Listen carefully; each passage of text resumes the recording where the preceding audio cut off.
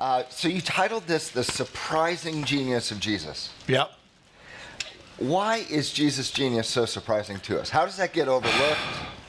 What's the backstory on that? I think we don't often think about Jesus as clever. We think of him as, a great moral example, but not actually smart. And I think, the question of why that is, it may be that we think that because he does appeal at a simple way, as he does so often, we assume that there can't be a massive depth behind that, which can actually be analysed, intellectually. I think that's part of it. So the simplicity sometimes maybe cloaks the depth of his genius. Yeah, I think you can take almost any one of his sayings, and it's really, really simple in some ways, and yet there are lots and lots of layers behind that, and that's the way it's structured. Because if you seek, you find. There's always more to find. There's almost infinite depth there. So in our world today, a lot of the secular strategy seems to be to try to move Jesus to the margins. And yet, one of the things that you pointed out with these memes and things like that is that Jesus' teaching is actually, in many ways, the bedrock of much of Western society. Yes, and I do think that the Lesson on the Mount is astounding, because it takes like Matthew 5 to 7, let's say you can read it in 12 minutes. And in that, as well as the Beatitudes, which involve so many complete reversals, blessed are those who mourn, for they will be comforted. What an amazing power that has when you're going through grief. Then you have a manual on how to, handle relationships with each other, get reconciled before you're doing your God stuff, on divorce, against lust, against murder, hatred, calling people fools, all of that, the Lord's Prayer, how to do philanthropy, like not do it all publicly, not worrying about tomorrow, judge not that you be not judged, plus the golden rule. It's like all piled into this. To get that many really, really clever things in that much space of time, no one today does that. You listen to someone's talk and they might have one good idea in their talk, but they don't have that many ideas like in just 10 minutes. It's just, and they're not just good ideas, they're profound, they're revolutionary. It is astounding, and something I think we should be presenting more of. In evangelism, we should just be getting people to engage with Jesus. Forget about Christians. They're going to make loads of mess ups. Let's talk about Jesus, because they're just it's astounding. Wow. So in your perspective, obviously Jesus is the Son of God. He's eternally pre-existent. Yep. He's got all the wisdom of the Word of God, pre-incarnate, all of this. But he's also human. Yep. And he grows up in a relatively uneducated, obscure Galilean countryside in Nazareth. Can anything good come out of Nazareth, right? It's not a compliment. Where did he gain such mastery of the Old Testament, of the linguistic categories of his day and the regions? He's obviously brilliant. He's educated. Yeah. And yet we know almost nothing about his training. Yeah. So what's really interesting is that the Gospels explicitly don't answer that question, but they do ask it. Like the audiences in the Gospels say, where did he get all this from? Exactly that question you asked. And, it leaves you sort of guessing. So I've got ways of filling in the gaps. Obviously, you've got that wonderful bit in Luke chapter 2 where the 12-year-old boy is in the temple and he's asking the questions. He was taking opportunities to learn. And you just think, if someone takes every opportunity to learn, that's, what difference does that make? That can make a huge amount. And so I can look at it from a sort of human perspective. He can learn Greek at this nearby Greek-speaking town of Sepphoris, which may be the town that Mary came from, and these sort of things. So I can try and build up a thing. Often people don't know who someone's met. You've got all these years between 12 and 30 or so which are not recorded. So there's just loads of space in that. But also it seems to be that he's driving people to the Word of God. So I presume, he's not given a shortcut to Bible knowledge, and that he has to do the work for that. But there are different models you can have, because clearly there are many times in the Gospels that, he knows things superhumanly. I mean, there's this person who thinks, well, if he were a prophet, he would know what sort of person that woman is. And at that very moment, Jesus is reading that guy's thoughts. So right. It's like, and there are quite a few times like that. I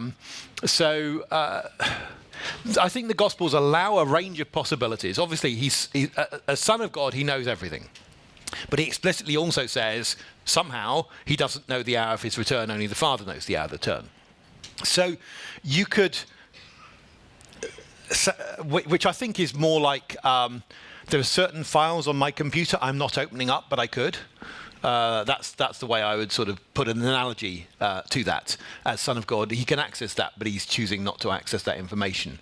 And I think he chooses not to access a lot of information, and yet also he depends on his Father. He works hard. But there's so much mystery there we don't understand. But I look at this story and I don't know how he got to that point, how we talk about that. This is just an amazing story. Yeah. I mean, the story in Luke 15 of the two sons, I don't know any story on the planet that matches that. Yeah. Yeah. Amazing. Okay, I'm going to ask one more question, but get your questions ready, okay? So you're next. Because I didn't prepare beyond this, okay? So you got to bail me out. But this is my last question. Just shifting gears a little bit. You are principal, which means the leader, of Tyndale House, which is in Cambridge, the university town in England, Cambridge University. Yep. And you have a lot of interplay with the university there. But for those of us who don't know much about Tyndale House and its significance in Europe in helping the church be strong and strengthened to have impact for this coming generation. Can you tell us, why is Tyndale House so significant to the ministry of the gospel, especially in Europe? Yeah. So I guess to start with an explanation that, I'm sure you sometimes just say this, Moody Church is not the same as the Bible Institute, it's not the same as the radio, they're not connected, and we're not connected to the publishers, Tyndale House publishers. So just to let you know, Tyndale House, physical thing in Cambridge. We've got an acre and 41 bedrooms and Britain's best library on the Bible, and basically slap bang next to the campus of Cambridge University, which is this elite, pretty secular university. And we are there looking to foster and raise up scholars for the church worldwide. So people come from around the world, and sometimes we bring people from around the world to study for a day or for 4 years in a community where we've got, let's say, it's the biggest collection of Bible-believing Bible geeks in the world, okay? I mean, so 50 people working at the doctoral level or above on any day researching the Bible. We sponsor specific projects on things, but also people will come with their own projects and we want to support them. Not many people will cheerlead for people who are doing postgraduate studies on the Bible, but we do. And we also have an open door, so we have access to engage with non-evangelical scholarship quite a lot. We do a journal, we've got a magazine, tyndarehouse.com/magazine. It's free, so sign up and you'll get some things there. And we also, run conferences. We've got a long-term project on the reliability of the Old Testament. We produce a Greek New Testament with Crossway and Cambridge University Press. Trying to provide that as the most reliable text possible for studying the New Testament from, journal, and we're just spending a lot of time behind the scenes as well, trying to encourage scholars to be faithful and develop in the right way. So, heart for God, heart to serve others, to be humble and courageous. Awesome.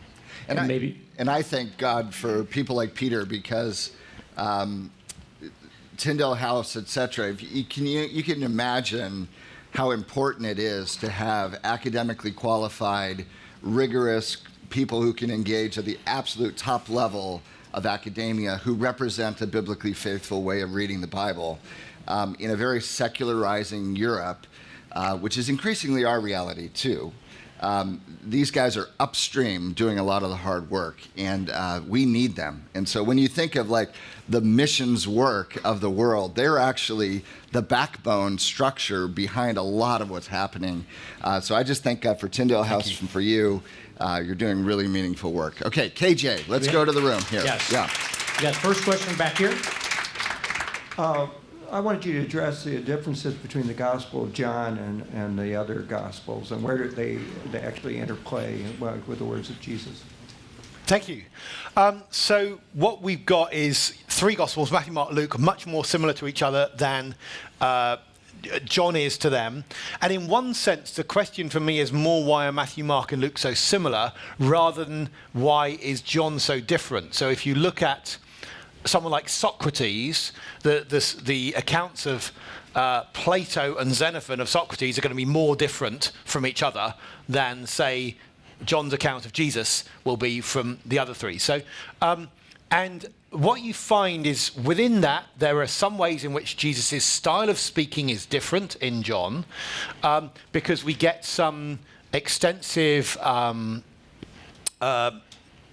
extensive speeches that are not public speeches. There's an early church tradition that John wrote particularly to supplement what was not mentioned in the other three. So I think that explains some differences, but there are some amazing similarities as well. So at one level there are differences. John doesn't have parables, quite so obviously, but he has I am sayings of Jesus, and then you don't have the I am sayings over in Matthew, Mark, and Luke. And so people say, well, did Jesus really say the I am sayings? But remember what the I am sayings are. He says things like, I am the bread of life. And over in the other Gospels, he said, here's the bread, take, eat, this is my body. As in, you need this to live on. Or he says, I am the light of the world in John, but in Matthew, he said, you are the light of the world. Well, how are they the light? Because they're reflecting him. So you get some of those same thought structures that you can trace behind sayings in John in the other ones. Or if you look in Matthew 11, verses 25 to 27, Jesus suddenly starts speaking in a way that sounds rather like the way he talks in John.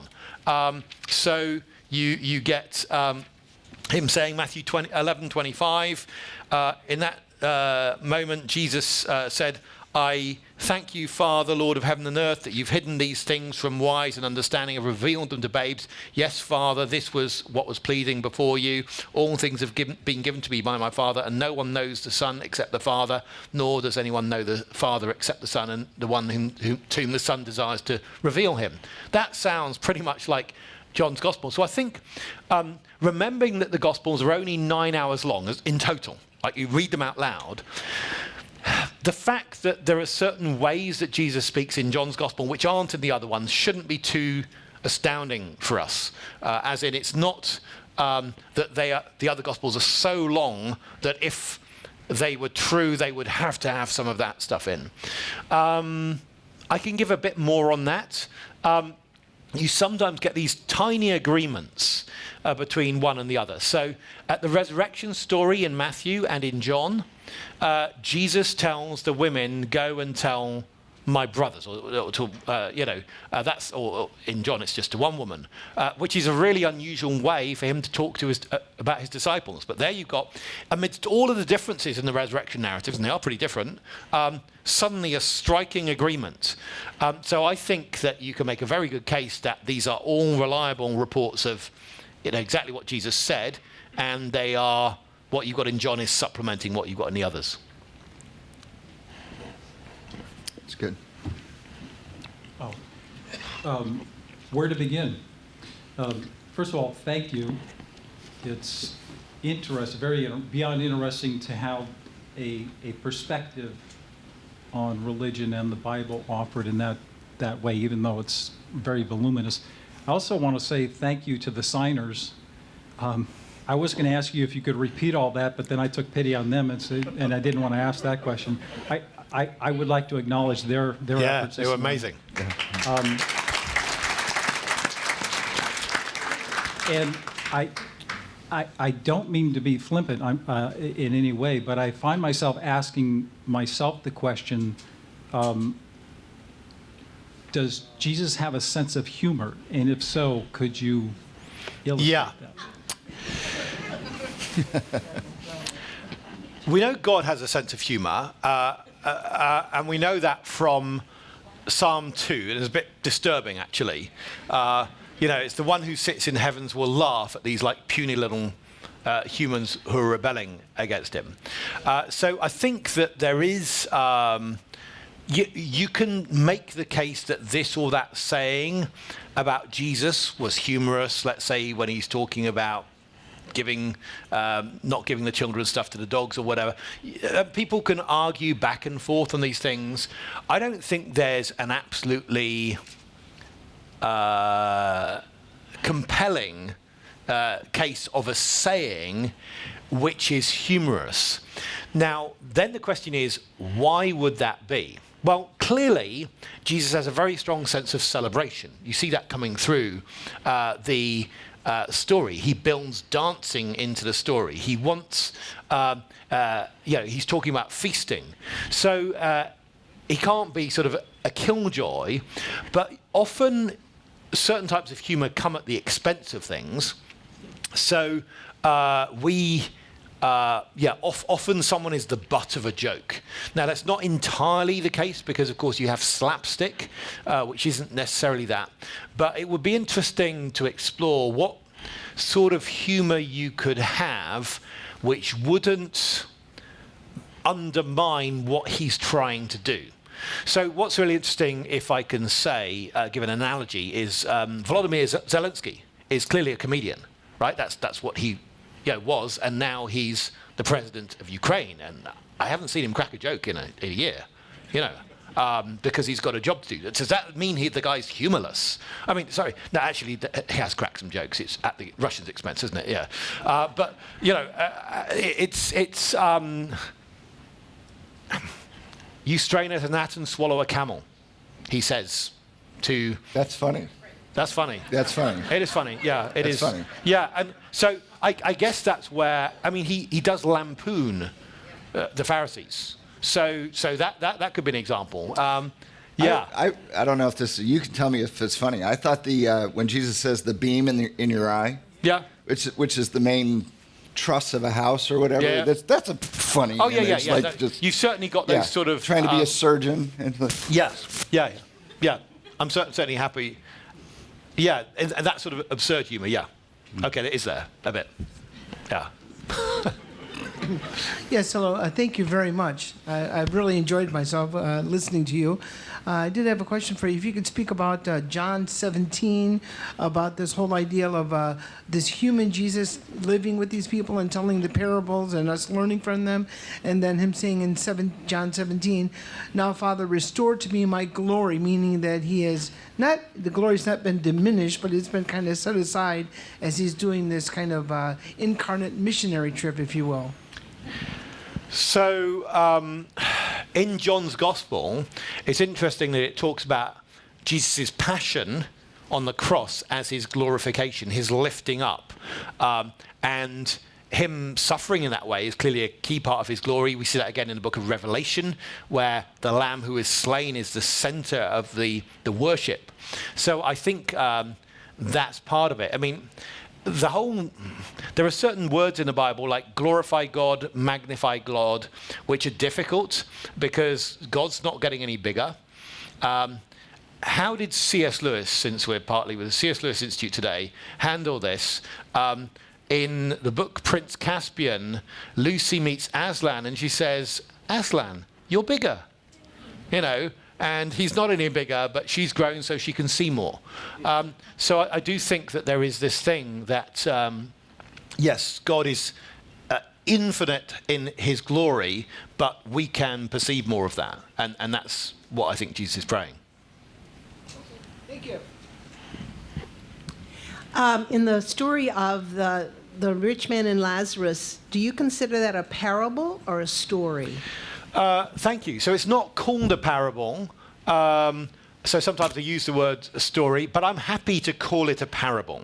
Some people object that because Lazarus is a named character, and in other parables, you never have an actual named character, therefore it must be recording a historical fact.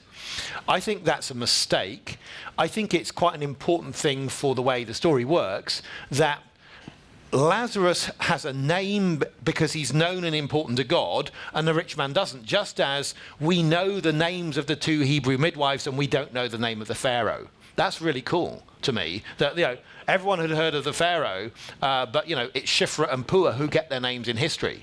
And so I just think that's an important part of the dynamic there.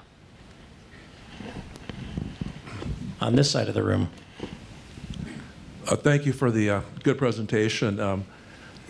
Jesus surrendered the independent use of his deity, correct? So the fully God and fully man, was he just the smartest man? Would he have scored a perfect score in the SAT? Was he that good a student? We're not running the deity and the humanity together at all, are we? Was he just intellectually superior? While he surrendered the independent use of his omniscience? Seems like there's a collision course here a little bit philosophically with deity and humanity here.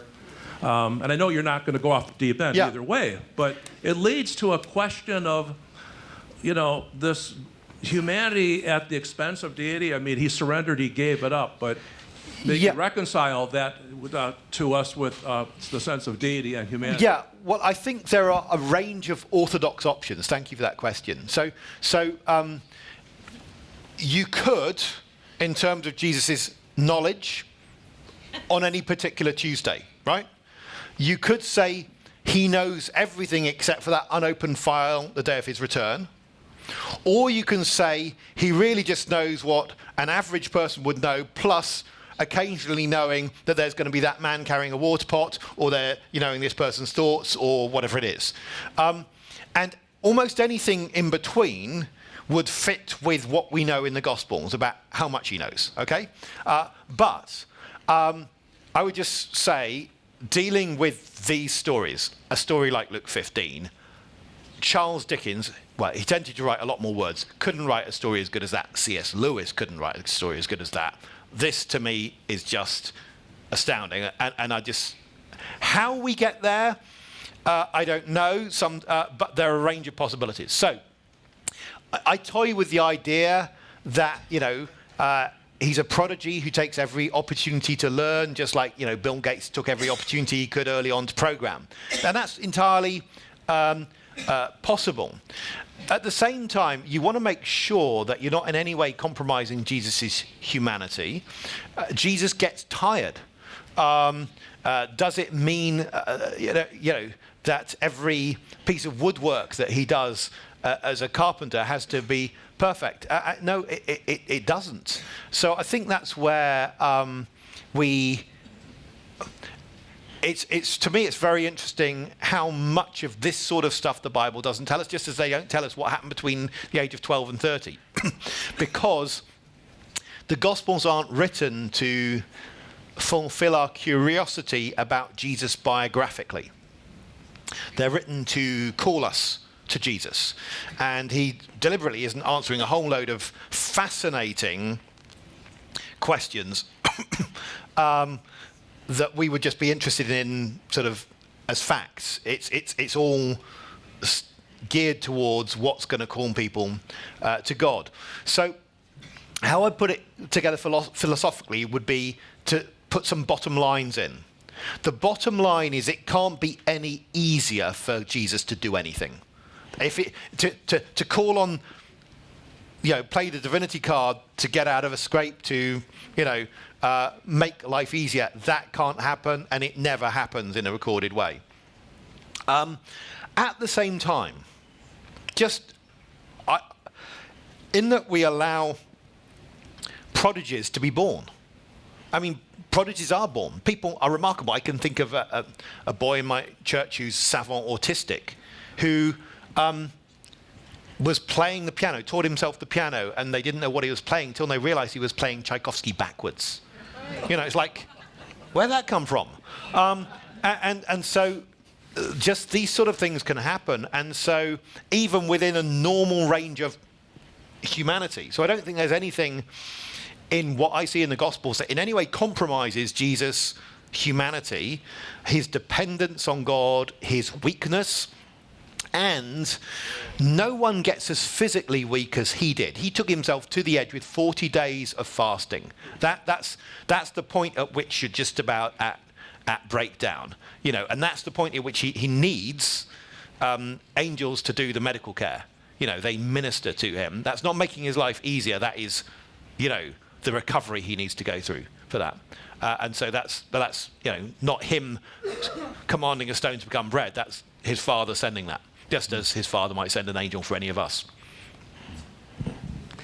Yeah, on the Sermon on the Mount, Matthew, blessed are the poor, Luke, blessed are the poor in spirit, the reverse of that.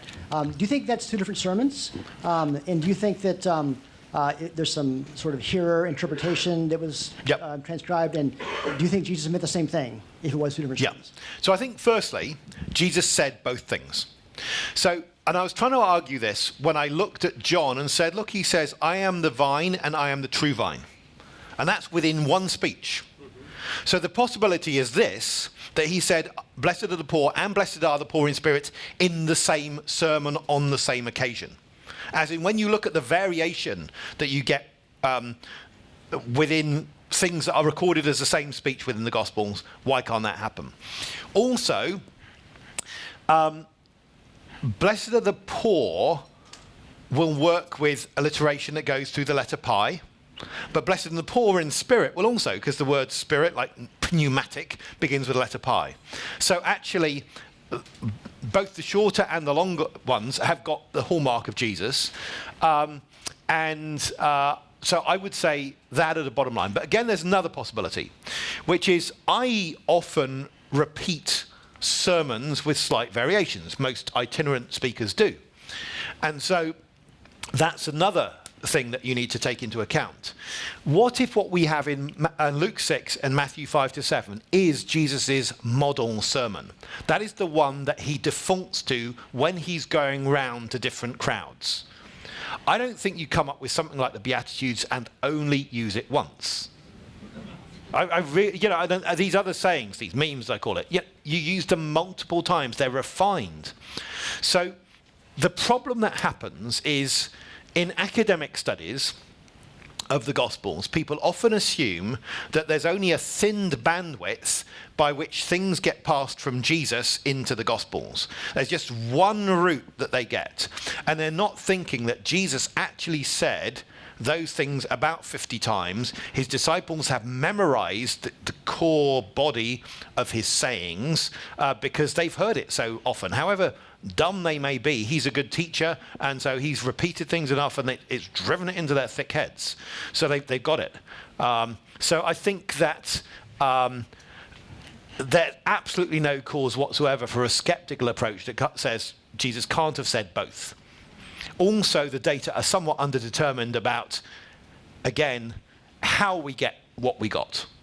So I think I can get multiple ways that things get from Jesus' mouth into the Gospels. You can have disciples with wax tablets. They can be using memory techniques from rabbis. Jesus can be repeating it so often it bangs it into their thick heads. All those sort of things can happen. I don't have to know which, but what I would say is when you then get the sayings, you've got things which have the hallmark of a single mind. No matter what the Jesus seminar says, right? Thank you so much for this teaching. It's changed my life. In one way, first is that I see how much God loves me, through the nuance of detail. Hey, so I'm interested in how it's changed your life. What has been the journey that started you down this path? Yeah. And then how has it changed your character and also how you relate to people that don't know God yet. I had the privilege of growing up in a Christian family, and my parents just had huge integrity, and I think that's an amazing blessing, because just you see the reality in their life. And we lived in a home that was very open. We had people who were living quite sinful lives come and live with us, and my parents opened up to that. They'd never been to college, but they had a house full of books and all that sort of thing. So that's a huge influence on me. And I would say that what's happened over time is slow change. I'm a bit stubborn. And God progressively shows you, I think, more and more of his generous fatherhood. That's actually something I'm going to preach about tomorrow here, is just God's generous fatherhood. That's what this father is in this story. He is generous to both his sons. And so that's been a wonderful lesson to see. And that's what I'd like to explain to others. Just God's generosity to them. I think it's really easy to think that he's mean, and he's giving us every breath. He's been so kind to me, and I can just count those blessings every day.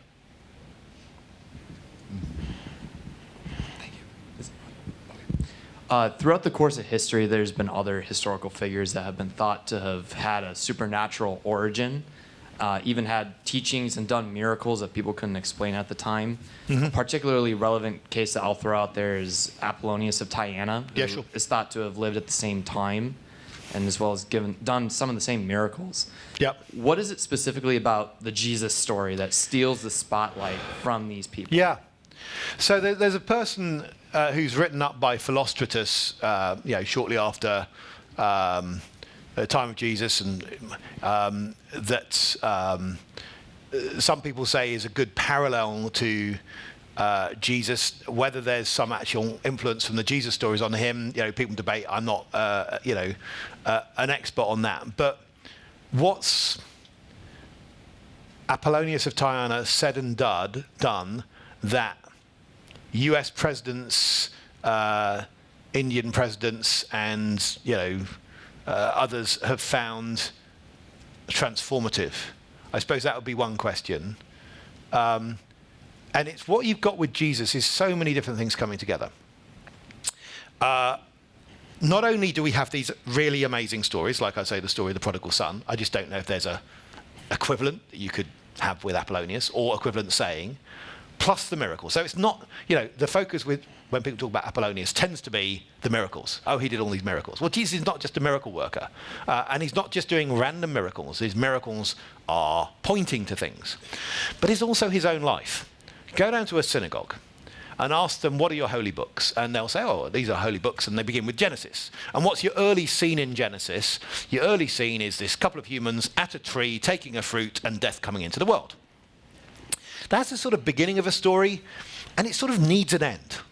How are we going to, if we're beginning the world story like that, have something that ends? Well, Jesus' story, the climax in all four Gospels is this tree scene, the cross. It's not planed wood, it's not smooth, he's on a cross, dying, bringing life, and just before it, taking and eating and saying, take, eat to his disciples, like they took in the garden. That's an amazing bookend to a story, and we know that the Christians didn't write the beginning of the story. We can go to the synagogue, ask the Jews, were your holy books written by Christians? They'll say no chance. Okay? So that, to me, is just an amazing thing. So Jesus' story fits within a larger story. He happens to die, according to Jewish sources, on the eve of Passover, the time of the greatest festival of the Jews. Then you've got, people seeing him risen from the dead, plus the miracles, plus the amazing memes, plus the amazing stories, plus a life that seems to fit with this pre-written stuff, the Old Testament. And although there are ways of engineering each of those bits independently, it's the fact that you get them all together in this one person that I think becomes unmake-upable. if you see what I mean. It's just, as in, there's too much here to explain away creatively. And people can do that, as they do with particular parallels they try and draw, but it won't really do enough. And then you have the fact that so many people find his life transformational. So you get, if we were to put a lower edition of Philostratus, I have one on my shelf, into prisons, I don't think it would be reducing the reoffending rate in prisons, whereas when you put the stories of Jesus in, things happen. So I just think it's all of that together. That's okay. I think we got time for 2, maybe 3 more. So we'll get one here, and I'll go to the other side. Yeah, hi. Thanks for your talk. It's really interesting, fascinating. I really appreciate it. My question is, earlier you were kind of pointing out how Jesus' voice carries over in the different Gospels. The way he speaks and the stories he tells and the phrasing that he uses, and that kind of demonstrates that these stories are coming from Jesus and not from the Gospel writers. My question is, what would be kind of the response to somebody that would ask, what does all that mean when, there's evidence out there that the Gospels were all kind of based off of a few specific stories, the Gospel of Mark and the, some earlier writings. Could it be possible that the reason a lot of that language carries over is because they were kind of based off of one specific? Yeah, thank you. So I don't think there are major scholars of the Gospels who think there was just one source.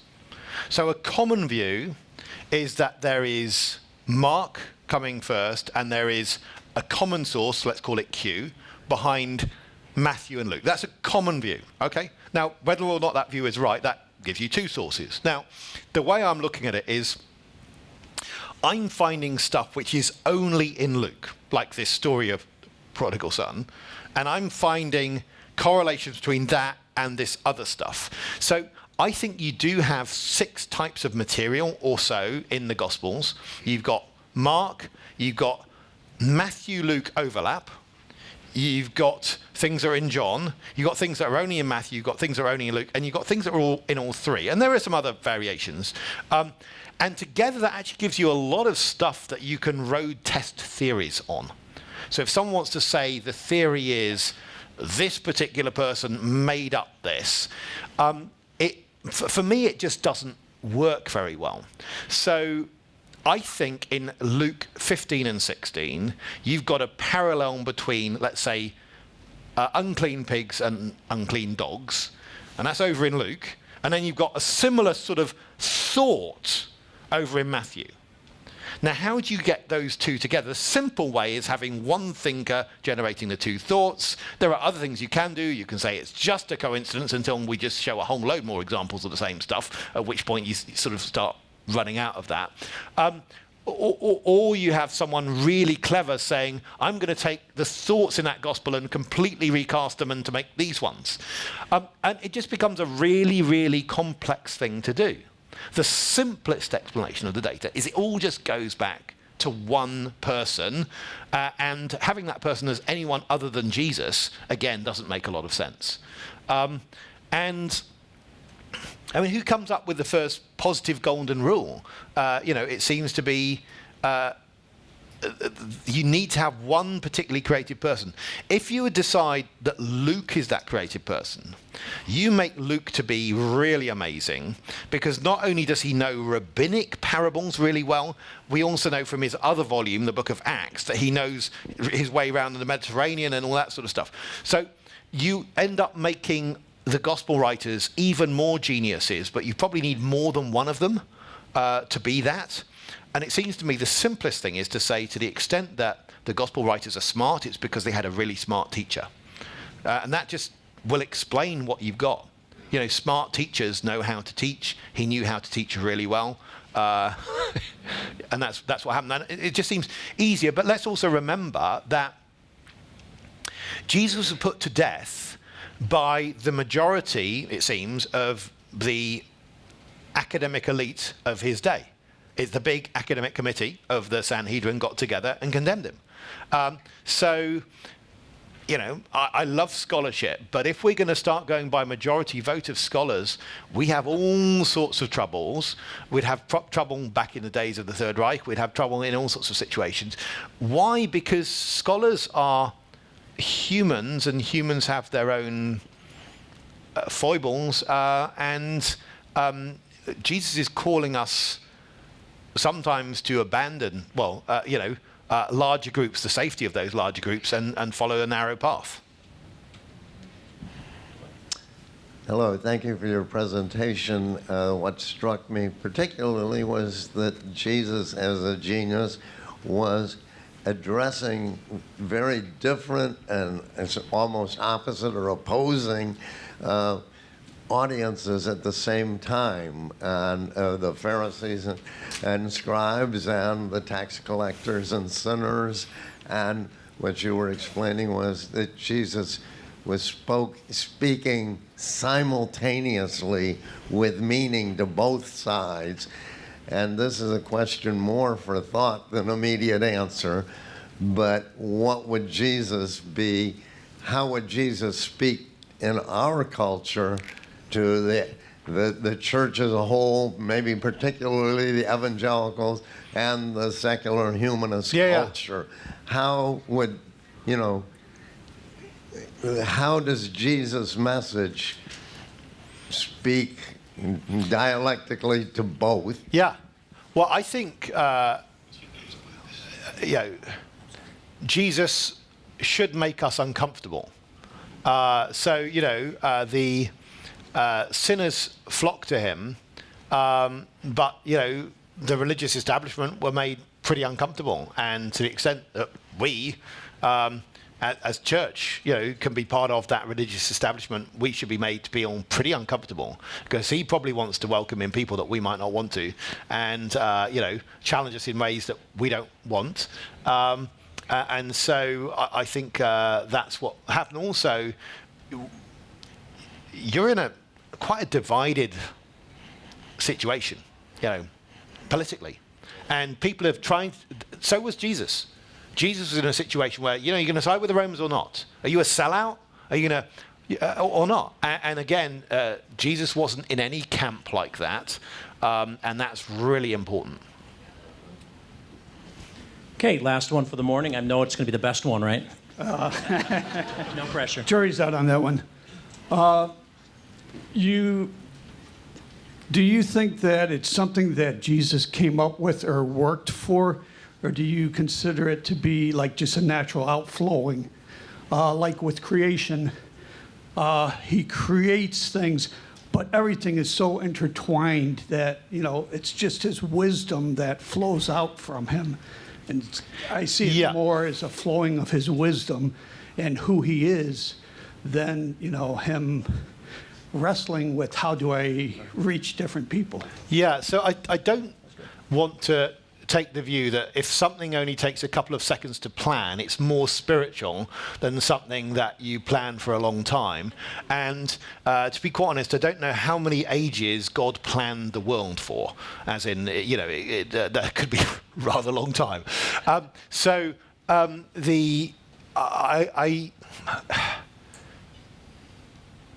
don't see any reason why Jesus just comes up with a story like that. It can take a while to develop. I think his own self-understanding, as a baby, he doesn't understand. It says he grows in understanding in Luke. This is just astounding to me, and I presume he therefore grows in his self-understanding as he engages with the scriptures. He comes to recognize, fully what his mission is, and when people try to tempt him to do otherwise, get behind me, Satan. So I think that we don't know. Again, some of our questions are quite speculative, as in they're sort of curious questions rather than questions about how we should live, and the curiosity questions tend to get pretty short shrift in the Bible. You know, a guy comes up to him in Luke 13 and said, "Are few saved?" To which his answer is, "Make sure you are saved." You know, and so someone's come up with this curiosity question, and you know, told go, you know, strive to get through the narrow gate, and so that's where I think those sort of abstract, what about this, what about that questions, just don't get an answer.